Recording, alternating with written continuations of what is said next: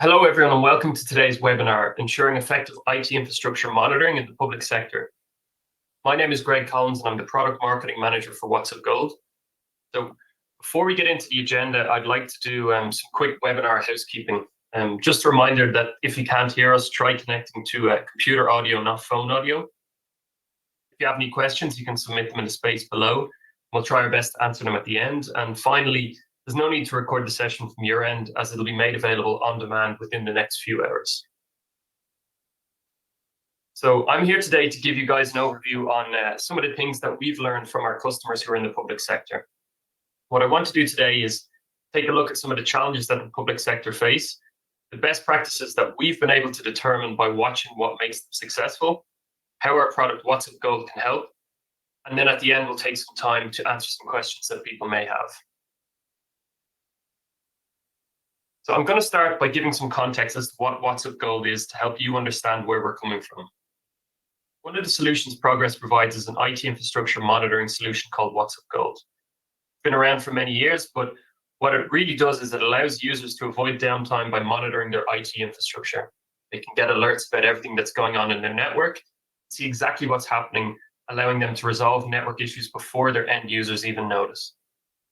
Customer base is particularly strong in the public sector for a number of reasons, but the reason I want to highlight is because these are the people we work with the most often. The product's very suitable for small to medium-sized enterprises and very easy to use. The benefit of that is that you get people from all levels of technical knowledge using the product, monitor their networks, and an example here could be monitoring one single high school all the way up to monitoring multiple university networks. So we see a range of issues and challenges, but we do notice that there are a few consistent across the board. So IT administrators in the public sector are often dealing with extremely tight budgets and limited access to updated and modern systems, yet at the same time are under tremendous pressure to resolve issues and be secure. The things that we have seen our customers complaining about are standard stuff. Networks are slow and they can't figure out why. They've got VMs all over the place and they're either not sure where they are, where they're hosted, or whether they've even been shut down. Everyone complains about the network being slow when they're trying to stream video or other media and it's choppy, and it's always the network's fault. So this leads to the next question of, where is all my bandwidth going? So that's a huge one right now, and any IT administrator will tell you right off the bat that this is one of their biggest questions. Who's using all the bandwidth and where is it going? And to find that out, they're using a variety of different tools, which in itself is a problem. They have to hop from system to system, looking at different views of the network, and they're not seeing everything in one in-context view that lets you see exactly how everything interacts. The issue that comes from this is that they're constantly under pressure to see what resources are being underused. For example, do they have 5 different AWS servers that are running right now, but only actually need one? Can some of these be decommissioned, or what old systems or stuff can we get rid of that's creating a massive drag? And then, of course, this is somewhat unique to the public sector, but they're under significant regulations for a variety of different reasons. Some of them may be internal local government policies, for example, but they must comply with regulations, and they're probably being required to prove that they're compliant on a consistent basis, and that in itself is a challenge. So leaving aside the whole issue of what happens if they do actually get attacked or leave a security hole if there's a data breach, and on top of that, they need to be able to prove regularly that, hey, we can abide by these regulations. So I want to take a look at the best practices. The first one we're going to look at here is know what your infrastructure is actually doing. As mentioned, some of the systems are aging, and very few, if any, of the people who are involved were around when that network was first built. There's a lot of pieces, a lot of equipment is old and clenched together, and if you don't know what that is, you're going to have real trouble making sure it's working and making sure it's up and running. If you can't see it, you can't actually manage it. Also, if you don't know that there's a problem, you're never going to be able to fix said problem. And this isn't just a matter of, oh, I'm new in the job, what's going on in this network? Things are changing all the time. You've got changes that are planned and changes that are unplanned. And you need to know what's running, what's connected, how everything is interdependent, and where things are physically. Because if you don't know, you're just setting yourself up for failure, really. One of the number one best practices is to run a layer 2-3 discovery and create a network map so that you know what you're looking at. And this is not just a one-time thing. Discoveries are actually snapshots, so they'll show you what's going on right now, but you need to run them regularly because, as we said, things are changing regularly. So once you've got a map, what's the next best practice? Well, you need to monitor that infrastructure, and that means keeping an eye on how it's actually doing. You're looking at things like availability, performance, and you need to see whether data is going through smoothly or is something slowing down. This covers your wired and wireless infrastructure and your virtual and cloud infrastructures. Anything that can be moving data is something that can be impacting your end users' experience. And if you can figure out what's going on, you can usually fix issues before they start impacting those end users. And that's huge. That's why it has to be vendor agnostic. If you're looking at just your Cisco operating tools, they're not going to necessarily give you any level of insight into, for example, your Dell storage devices. You want something that can look at all of it and put it together, because otherwise you end up with finger pointing. If you can see something in context, it's a lot easier to determine the problem. And things like that make a big difference between knowing how to resolve an issue and being able to stop the problem before it's impacting your end users. One thing I want to stress is it's really important to use a single tool instead of a handful. There are sometimes a bunch of different tools that may be excellent at their jobs, but they don't necessarily talk to one another. What you want is something that could do a lot of things well and give you an overall context view. We do know for a fact that the more tools that a system or network administrator has at their disposal, or that they're required to use for their job, the worse their mean time to repair is. And we actually have statistics to back this up. Everyone is trying to make things simpler. So one system that lets you monitor and track everything is going to be a real game changer. So moving on to our next best practice is the question of, all right, we're monitoring our traffic. Where's the bandwidth going? That's a big underlying issue about a lot of the problems we've spoken about. So if media isn't streaming, that's a problem with the bandwidth. The questions come up like we've got a certain capacity and that's suddenly not available, or why is everything slow for everyone? Who's using your bandwidth, and more importantly, why? Let's take education, for example. There is often a very good use for video on bandwidth. It's easy to say in a government setting something like, oh, nobody gets to browse YouTube or stream media, but there are cases that can be relevant in education. And that's something you need to plan for and monitor. But at the same time, if somebody is showing an educational film or documentary in the classroom, that's the sort of thing you need to be made aware of and track. You don't want to be in a situation like the guy on the right here who's basically saying, hey, no one can use the bandwidth if I shut off access to the internet. You need to make sure it's allocated and understand how people are using it. The other piece of this too is that you want to get alerted. This isn't just a passive experience where you're just sitting here and watching things. You can set threshold alerts for if you want to know, if this connection hits 80% capacity, I want to make sure I get an alert. You want to be able to set this threshold to know how much bandwidth is being used and when that bandwidth starts to get out of control. So maybe you can make a phone call to the guy who's hogging all the bandwidth to tell him to pull back a bit. Similarly, I want to stress IT infrastructure monitoring tools are not security tools, but they are the sort of thing that will allow you to quickly detect when things are going wrong. Take a denial of service attack, for example, they're quite common. If you're seeing bandwidth spiking, this can give you an early warning about possible intrusions. And one thing we see a lot of with our government customers is that there tends to be a lot of hacking and intrusion attempts through IoT devices or even video cameras. Now, there's a certain steady amount of bandwidth that you can expect to get from a camera pointing at a hallway. If that suddenly shoots way up, either something very exciting is going on in that hallway, or someone's trying to get access through there. So these are the things that you can set alerts on too, so you have that extra layer of protection. And moving on, take yourself out of the equation. The majority of network outages and performance issues happen because something wasn't configured properly. Sometimes that's human error, and sometimes it was never set up properly in the first place. Either way, at some point, you want to automate a lot of this, because if you're human, you're going to make errors. It happens to all of us, and the more things you have to do manually, the more things you're going to find are causing problems. So when it comes to configuration, that's huge, because this not only applies to keeping the entire network working smoothly, which obviously is the primary goal, but also there's often a lot of regulations that impact how systems are configured.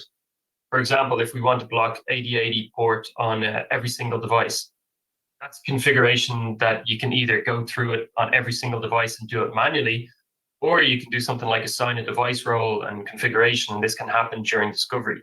So you can say, hey, every router block port 8080, and that configuration gets automatically applied. Now, again, intrusion issues, someone can come in and often the first thing they do if they gain access to something is to change a local configuration to make it easier to gain access again. You can get alerted when that happens and it's something you can monitor.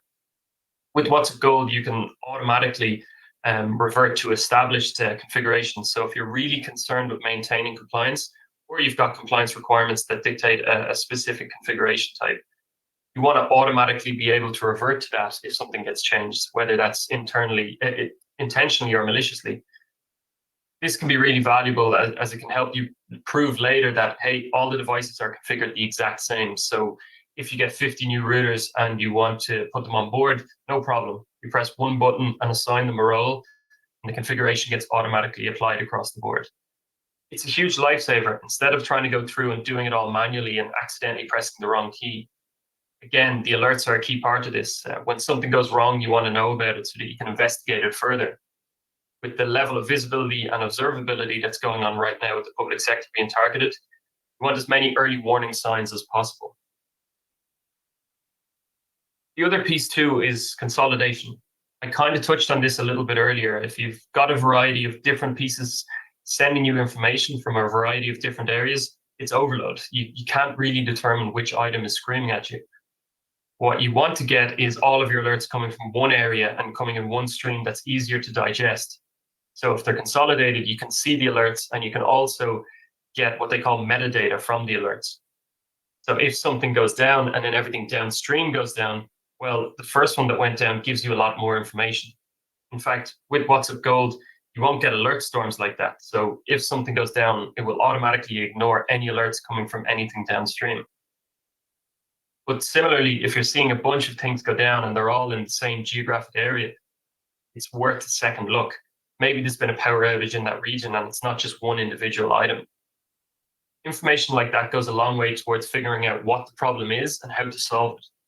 More importantly, if you've got everything coming in one spot, it makes it a lot easier for you not only to understand that information, but to also make it available to others.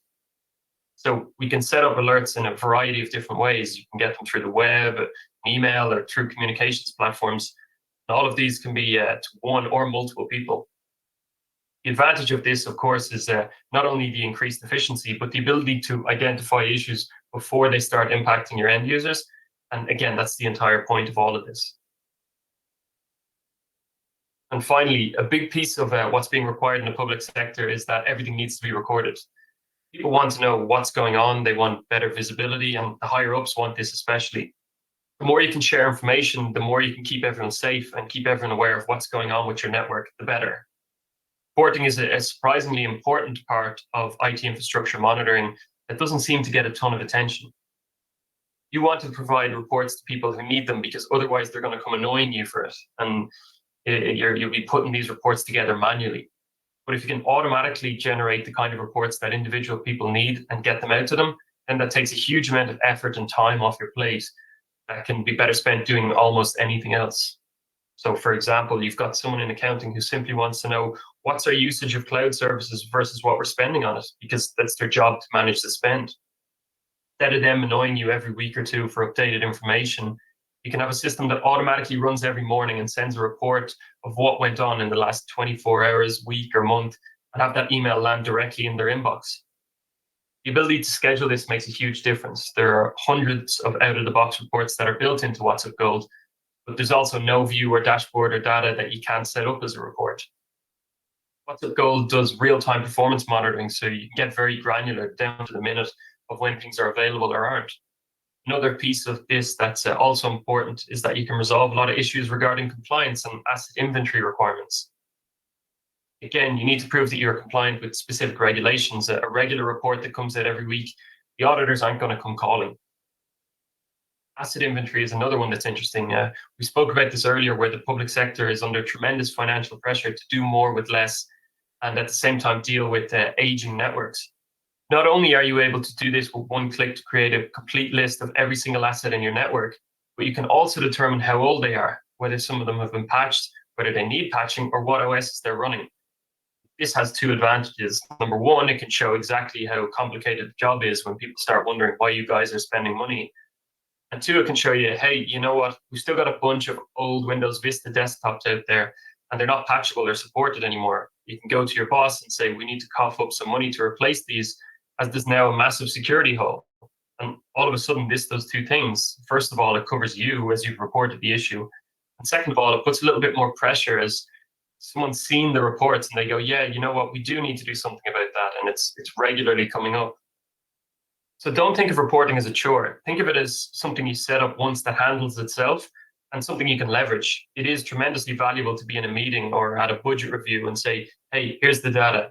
And not only is this the data, but it's been in your inbox every week for the last year. So what exactly is WhatsUp Gold able to monitor? We spoke about this earlier on, but I just want to give you a brief overview. For network devices, we can monitor key metrics like interface utilization. We can monitor all of your system servers, even right down to the workstation to determine things like processor utilization, memory, storage. When do you need a new hard drive or various hardware performance indicators? And of course, virtual. Things get lost in virtual all the time. What's the CPU usage? Where are those virtual machines? What interfaces are they using? How much memory, for example? This is where you can get a real advantage in finding this stuff. And then, of course, wireless. We're in the world where no end user has plugged something physically into the machine in years, and they expect everything to be working without issues. All of these are the sorts of things that you can monitor with WhatsUp Gold, and you can get alerts on and fix them. This is kind of a double-edged sword, unfortunately, of being in the IT administrator space. If you're doing your job, everyone wonders why they're paying you because everything's working perfectly. But then when things don't work, they're also thinking, why are we paying you? It's basically thinking these guys can't keep the network up. What's wrong? What's the problem? And as I'm sure you all are aware, it's a thankless job, unfortunately, and it should be appreciated. But you're going to be much happier resolving issues before they actually impact your end users. So I kind of went a little bit broader than just the public sector with that last piece there. But at this point, I just want to let you know we have a good feeling for what our customers are doing and the challenges and pressures they're under and how we can help them. And with that being said, I'll now hand it across to Jason Alvarino, who's WhatsUp Gold's Principal Product Manager, for any questions you may have.